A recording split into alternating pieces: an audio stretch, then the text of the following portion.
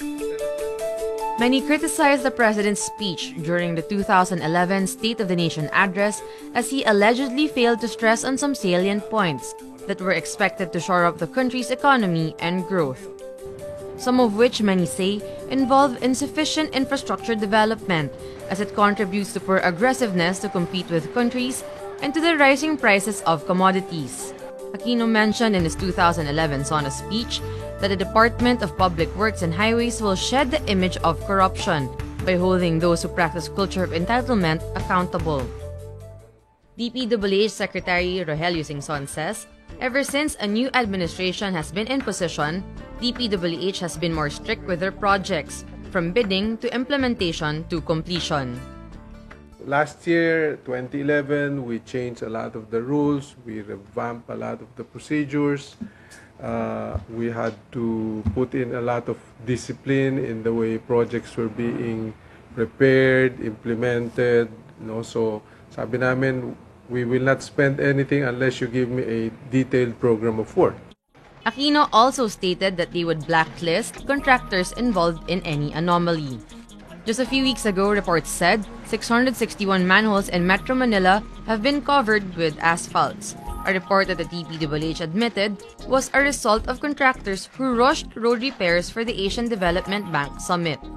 The list of the involved contractors and project engineers have not been released up to date. But Singson boasts that investigations are underway and those involved will definitely face penalties. Singson stresses that since then, DPWH had a lot of economic activity, with 44 out of the 92% of projects that were started have already been completed. The Department of Agriculture says the farming sector has definitely benefited from the projects of DPWH. DA spokesman Salvador Salacup says in the past year the government's infrastructure components include the production of more irrigation system and farm-to-market roads.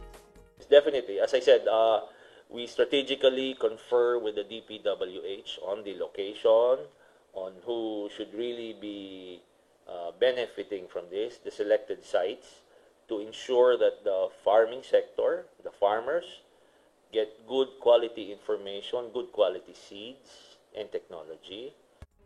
He explains DA in 2011 have strictly and continuously monitored DPWH to ensure they will follow through.